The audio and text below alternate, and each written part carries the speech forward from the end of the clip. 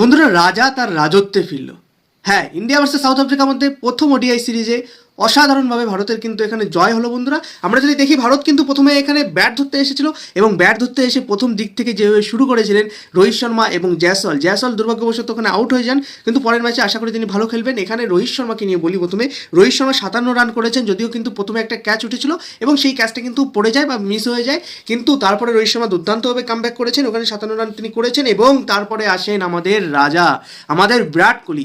ওখানে এসে তিনি একদম যেখানে ছেড়েছিলেন অস্ট্রেলিয়ায় 70 রানের উপরে একটা ইনিংস খেলেছিলেন এবং ঠিক ওখান থেকেই ধরলেন। কি করলেন, 120 বলে কিন্তু 135 রান করলেন, 11টা 4, 7টা 6 এবং দুর্দান্ত, আজকে পুরো ক্লাসিক একদম প্রিমিয়াম বিরাট কোহলিকে কিন্তু আমরা আজকে দেখতে পেরেছি। দুর্দান্তভাবে খেলেছেন প্রথম দিক থেকে একদম শেষ পর্যন্ত। তিনি যেভাবে খেলেছেন, তার আজকে শটগুলো আলাদাই, তার শরীরের মধ্যে আজকে কিন্তু উত্তেজনা ছিল এবং তিনি যেভাবে সেলিব্রেশন করেছেন তার 100টা, বহুদিন পরে ওইভাবে লাফিয়ে গিয়ে জোশ বিরাট কোহলিকে কিন্তু আমরা দেখতে পারিনি, কিন্তু আজকে আমরা সেটা কিন্তু দেখতে পেরেছি। একদম পয়সা উসুল ম্যাচ ছিল বন্ধুরা। এবং তারপরে ওখানে KL রাহুল কিন্তু ভালো খেলেন, 60 রানের একটা দুর্দান্ত ইনিংস খেলেন, যদিও KL রাহুলকে আরও আগে পাঠালেন, ওয়াশিংটন সুন্দরের জায়গায় যদি পাঠানো হতো তিনি হয়তো আরও বেশি 30 রান 40 রান এক্সট্রা করতে পারতেন। এবং তারপরে রবীন্দ্র জাদেজা একটা ভালো ইনিংস খেলেন, ওখানে একটা ভালো একটা ক্যামিও খেলে দেন, 32 রানে গুরুত্বপূর্ণ রান করে দেন।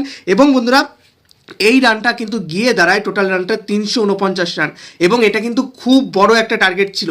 এখানে প্রথম দিকে সাউথ আফ্রিকা যখন চেস করতে আসে, প্রথম ওভারেই যেভাবে হার্ষিত রানা নেন উইকেট দুটো, হার্ষিত রানাকে নিয়ে প্রচণ্ড পরিমাণ ট্রোল করা হচ্ছিল, তিনি কিন্তু দুর্দান্তভাবে ওখানে সব ট্রোলারদের মুখ কিন্তু বন্ধ করে দিয়েছেন। ওখানে তিনি যেভাবে প্রথমেই রিয়ান লিটলটনের উইকেটটা একদম উড়িয়ে দিলেন এবং তারপরে যেভাবে কুইন্টন ডিকককে তিনি প্যাভিলিয়নে পাঠালেন, দুইজনকে একদম 3 বলের মধ্যে তিনি একদম পকেটে করে একদম প্যাভিলিয়ন পাঠালেন।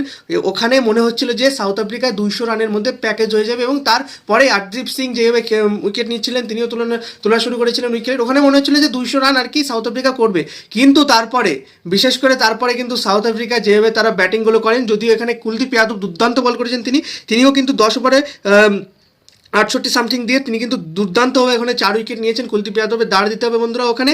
এবং সাউথ আফ্রিকার যেভাবে 4-5টা ব্যাটার, প্রথমত হচ্ছে ম্যাথিউ ওখানে যেভাবে একটা 70+ রান খেলেন, দুর্দান্ত ছিল। এবং মার্কো ইয়ানসন বন্ধুরা, মনে হচ্ছিল যে তিনি T20 খেলছেন, ঠিক আছে, 30 বলে 79 রান করেছেন তিনি। এবং করবিন বশ, কোথাও না কোথাও আমাদের কিন্তু একদম একটু ভয় লাগছিল যে ম্যাচটা আমরা হারিয়ে ফেলবো না তো, কারণ সাউথ আফ্রিকা মাত্র 17 রানে হেরেছে।